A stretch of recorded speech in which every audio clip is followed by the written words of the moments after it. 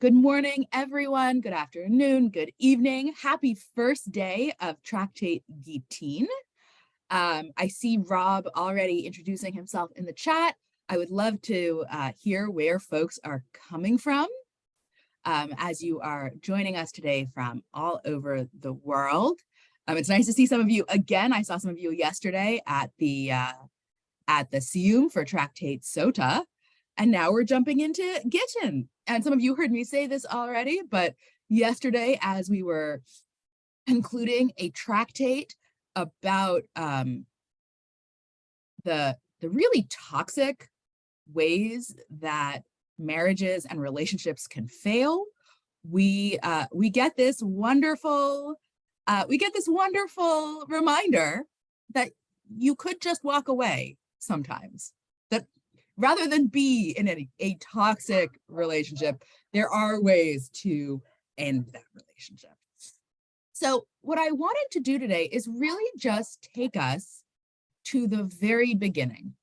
And what I mean by that is I want to spend our time this morning really sort of going over the basics of Gittin, because one of the things that those of us who've been doing this for a while know is that the Talmud is holistic. It assumes you know everything else in the Talmud. And I don't know about you, but I don't actually know all the things. So sometimes it's helpful to get a little bit of an overview. I am putting a link in the chat. That is the link to the handout we're going to be looking at. I'm also screen sharing, but I do know some of you like to have it in front of you. Lots of options here. And what I want us to do is we're just going to read the discussion of divorce in the Torah, and then we'll look at that first Mishnah and get a sense of what some of the issues at stake for the rabbis are going to be. So that's our plan. And we're going to start with the one discussion of divorce in the Torah, and that is in the book of Deuteronomy, Sefer Devarim, chapter 24, verses 1 through 4. And I'm going to do that teacher thing where we're going to read every verse and then just talk about it. So it's going to be that kind of day. And I'm going to read it in the English. The Hebrew is up for those of you who would like to see it or to follow along there. So verse 1. If a man takes a woman into his household as his wife and becomes her husband, and she fails to please him because he finds something obnoxious about her, and he writes her a bill of divorcement, hands it to her, and sends her away from his house. All right, so let's stop there. And I'm curious in the chat, what do you notice about this verse? What jumps out at you from just this first verse? Don't read ahead. I mean, you can read ahead, but we're only talking about this verse. If, right, all of this is optional. Fabulous. Thank you, Erin. One-sided. Yes, right. So this is very much a one-sided process, which is initiated only by the man, as Philip notes as well. I see somebody noting in the chat, oh no, the names disappeared.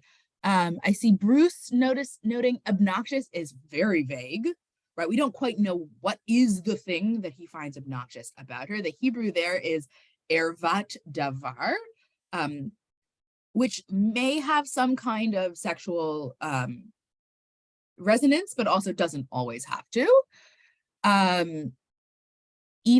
Ava notes no fault divorce. Yep. She fails to please him, hand it to her. Yes. Okay, excellent. So we're noting a couple of things here. So I want to just sort of highlight some of the things that we've identified. This is a process which is all initiated and enacted by a man. It's kind of vague what spurs this what spurs him to do this. It doesn't quite matter. And then we see these three active verbs. He writes her a bill of divorce. Okay, so to break up a marriage, you need to have a written document. that the guy has to write. He writes it for her, right? So he's got to write a specific document for her. He gives it to her, right? He has to literally hand it over to her. Does she have to accept it?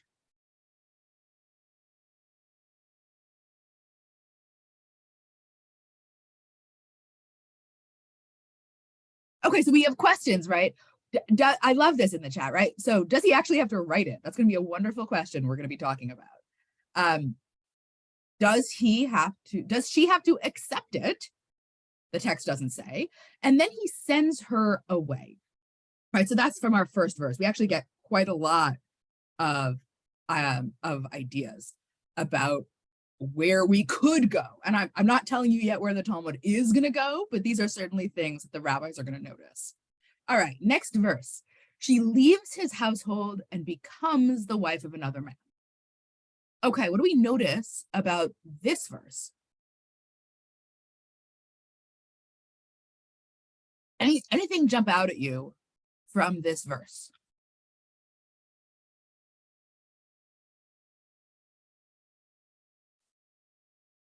So, right, first we had she was sent away, and now in this verse, she leaves.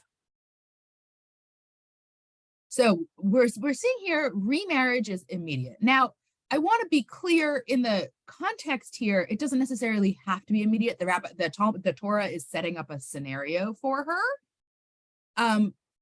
But one thing that I do think is a valuable piece here is that when husband one divorces her, he no longer gets a say over her marital prospects, right? If you're not married to her, you don't get to decide who she dates or marries, or if she can date or marry. And Merle points out, right, that she can remarry, absolutely. And also that we assume that just because she is divorced does not mean nobody else is going to want to marry her. Wonderful. Okay, then we get the scenario that they're really setting up in the Torah. And then if the latter man rejects her, writes her a bill of divorce, hands it to her, and sends her away from his house. So again, rejection, writing, handing, and sending. Or the man died who had last taken her as his wife. Then, and we're going to do the last two verses together, then the first husband who divorced her cannot take her back because she had been defiled. Essentially, if she has gone off and slept with somebody else, she can't go back to the first husband. That part I'm going to be less interested in, and by I here, I mean Tractate Gittin, which is the focus of our morning. But I think we get a real sense of really interesting sets of principles already from the Torah discussion. Now, I'm curious, what questions do we still have after reading the Torah's description of divorce? I can scroll back up a little. So Janine is asking about a ketubah. Yes, absolutely. So ketubahs are really important, right? Because a ketubah is a marriage contract. And there we get a sense of if the marriage is broken up, then the wife is entitled to certain payments. So we want to definitely understand what those might be. How long do they have to be married before he can do this? Great. What about her children? Oh, wonderful. What is written, right? So written and delivered, Robert Starr points out, well, if we're writing, then what do we have to write? And what do we have to write? And if it's written, what is the text? And do we need witnesses like we do with other kinds of contracts? Rob Plass points out, wonderful, that the word get is not in the Hebrew. The Hebrew there is sefer kritut, or a document of, I don't know what the word is in English, like breaking up or separation. Um, Hedda asks, I thought only Kohanim or priests could not remarry their previous wives. So the question here is not to remarry your ex-wife. A non-priest can, in fact, remarry his ex-wife, assuming she wants to remarry him, unless she has gone off and married somebody else in the interim. What if she's pregnant at the time? Erica asks, wonderful question, right? How do we determine, especially in a world before, Maury Povich and DNA tests, how do we know who the father is? Wonderful questions. So we're getting a sense of the various kinds of issues that might be at stake. So what about the status of children? What about the terms of a marriage that would allow this?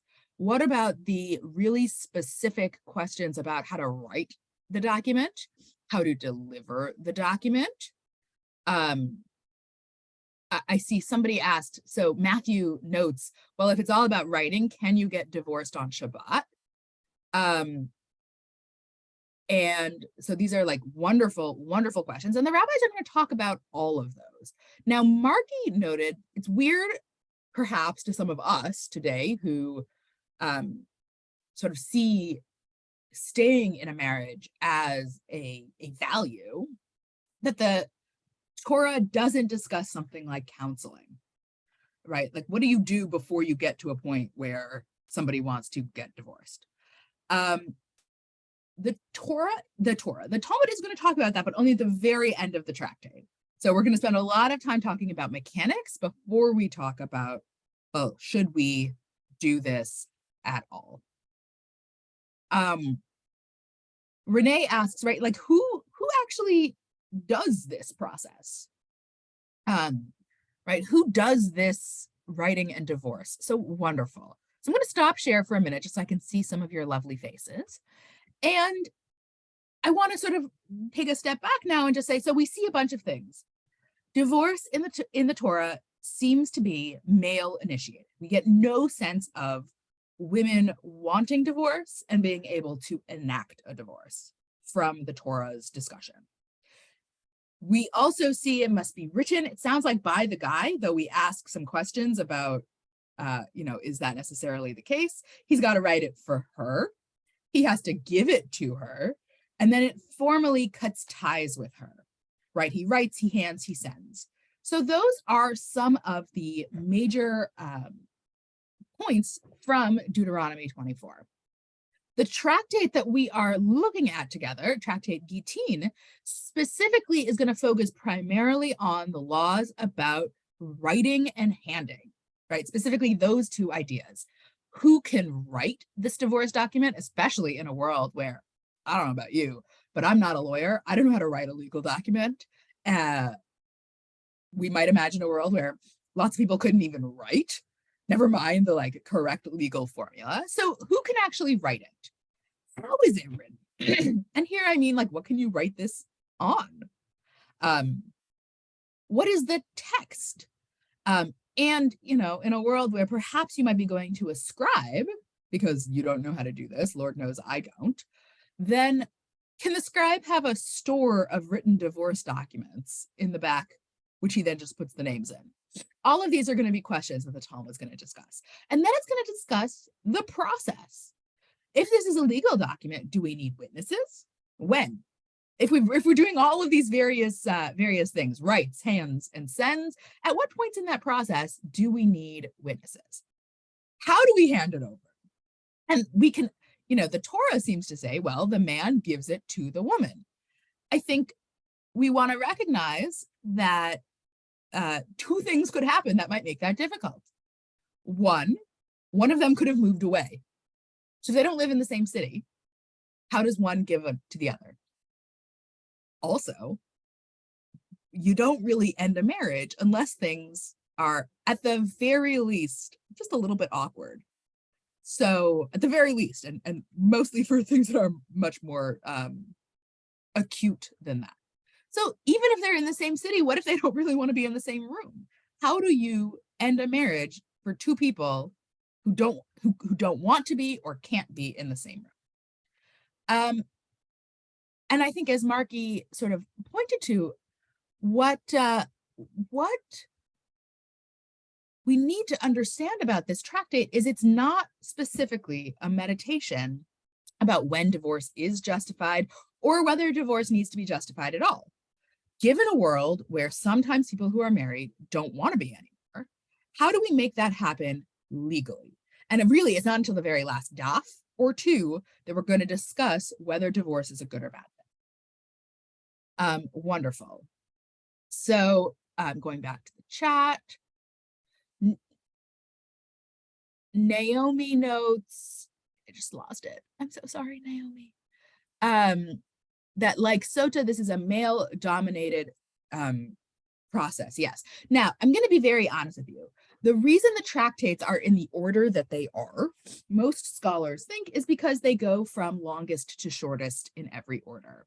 So if you look at the tractates in Nashim, they start with the longest one, and then the last, right, it goes from longest Mishnah tractate to shortest. So Sota comes before Gitin because it's a question of length. However, I think, as you're noting, even in an entire order of Tractate Nashim, the laws relating to how men can legally or should legally relate to women, we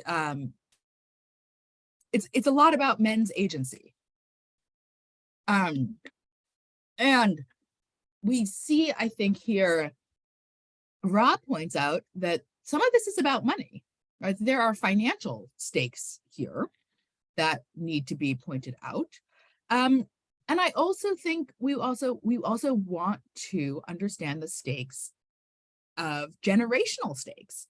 And what I mean by that is, if they aren't properly divorced and then the woman goes off and marries somebody else, then she might still be married to the first husband, and the children will be mamzerim, will be the halachic category of illegitimacy, which really affects how they, according to the rabbis, can be integrated into society. So the stakes are pretty high.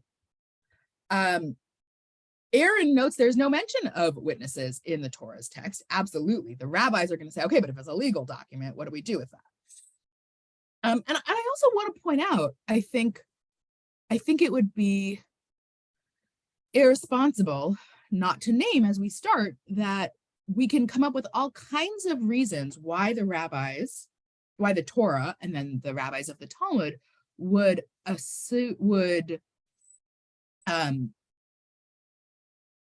impose the laws of get and the initiation of a divorce onto the husband in a community.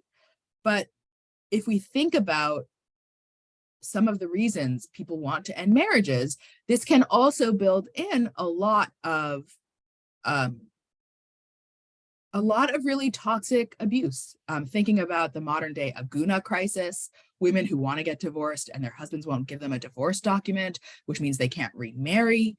And so I think we want to understand the rabbi's logic, but I also think we want to keep in mind that there are real stakes for real people today in this system as well. So I want to go back now to the very first Mishnah. This is what we read today. And let me share the screen. And let's see how the rabbis are doing, what the rabbis do with this text. Okay, so the very first Mishnah, and again, going back to the idea that the Talmud is holistic, it assumes you know all of Deuteronomy. And so the Mishnah opens with one who brings a bill of divorce from a country overseas. All right, so here we've got the husband and wife live in separate cities or separate countries. One of them lives outside of the land of Israel and one lives inside the land of Israel. And here, the husband who lives outside the land of Israel writes a divorce document for his wife and sends it with an agent, right? A messenger. But an agent isn't just a messenger, it's a legal agent, right? He acts in the role of the husband. This agent from a country overseas is required to state, it was written in my presence and it was signed in my presence. Okay, so he's got to say, I saw it written, I saw it signed.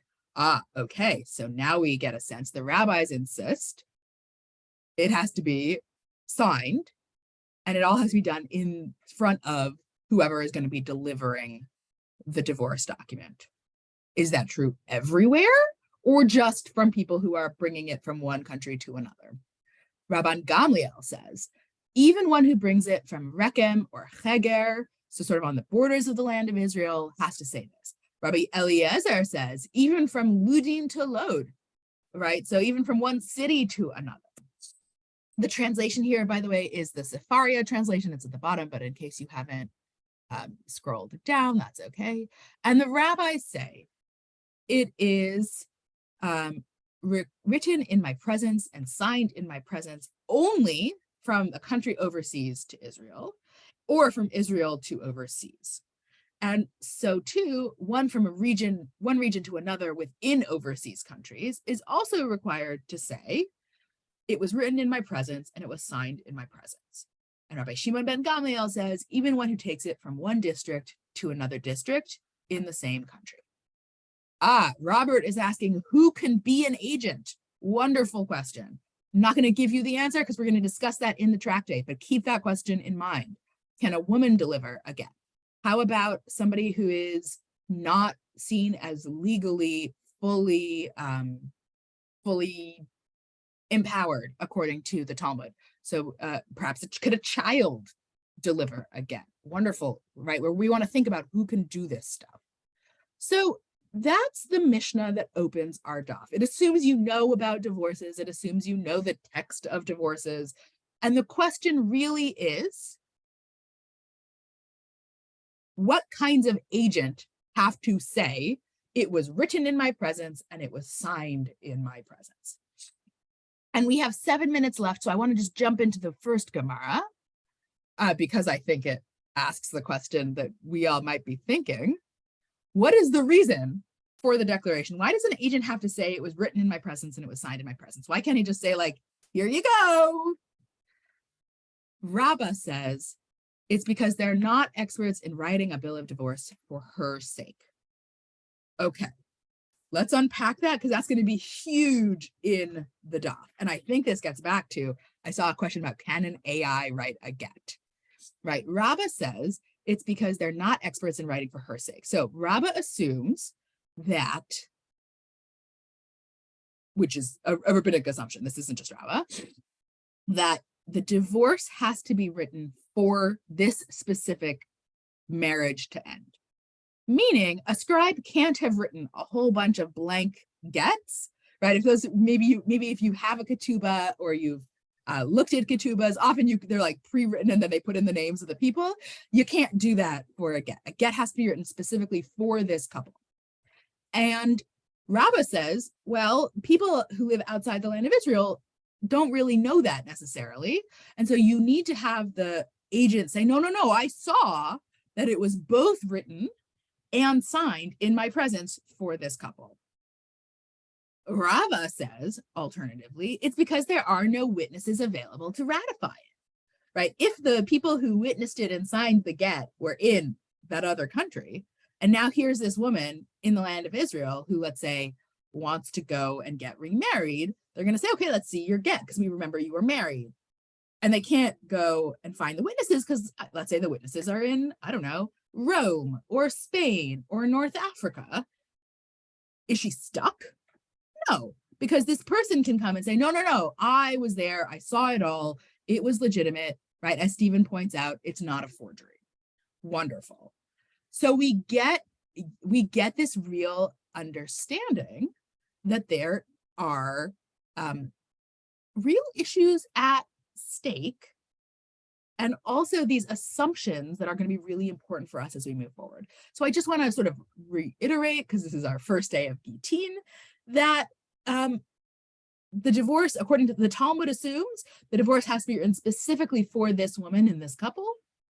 It has to be witnessed. And we get a sense that part of why this is so important is because somebody might come and challenge whether the divorce is real. If, let's say, the woman is trying to get remarried. So I want to end our introduction there and ask, what questions do you have? What are your thoughts at this point as we jump into Gittin? And Mara, if we see some hands up, we can even call on some people. Happy to. Matthew, wonderful question. Does the get require more than one witness? We know that for many of the kinds of contracts that the rabbis enact, you have to have at least 2 witnesses, and they have to be specific kinds of people. Is that true of Gittin? Great question. We're going to discuss that. Why does it require a written document when a verbal declaration should be sufficient? Wonderful question. Well, and that's a really good question about the Torah. Yes.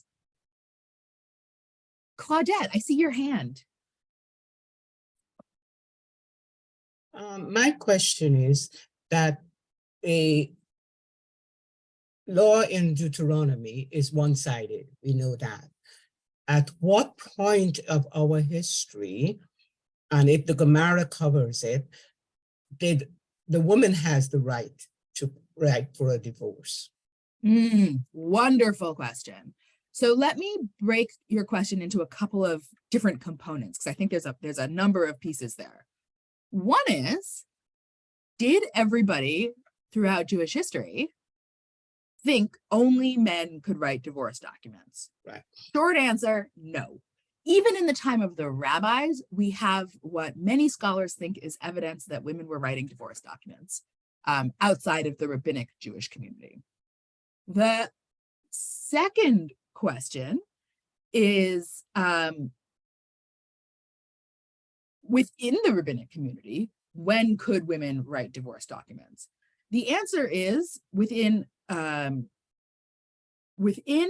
Judaism, women could not write and give divorce documents, full stop, from the time when the rabbis kind of win the Jewish debate, through the development of denominations in the modern period. So today, Reform Judaism, Conservative Judaism, Reconstructionist Judaism, etc., have different approaches to this question. Orthodox Judaism still requires that the husband write the get or initiate the divorce, which can lead to, as we discussed, real problems with men who don't want to give divorces and women who want marriages to end. Right? We can see how within an abusive relationship, this could absolutely then be a mechanism of abuse. And if a man and a woman are both committed to an orthodox understanding of Jewish law, well, then she's stuck and can't remarry. Yeah. Thank you. Yeah, great questions. Now, I also just want to say, one thing that these texts don't say, and this is only true for Ashkenazis, I don't know the history of the Sephardic interpretation of this, but in the Talmud and in the Torah, it doesn't say that the woman has to accept the divorce, right? We see that. However, in the medieval period, Rabbeinu Gershon does in fact enact that a woman has to, at least within the Ashkenazi community, a divorce has to be accepted by the woman in order for it to be enacted. So if she doesn't want to get divorced, she can refuse to accept the divorce in a number of ways. Now, I want to end us there because we are out of time and I know everybody has lots going on. But what I hope we're left with today is just a set of questions. Today is not a day for answers. It's a day for us to articulate the kinds of questions and basic principles that we should be keeping in mind as we read this tractate. The tractate is not going to answer all of our questions, but I think if we have those questions in mind, we're going to get a lot more out of what we read together this tractate. Have a wonderful day, everyone. Good luck with Tractate Gittin, and I will see you next time. Thank you, everyone. Bye-bye.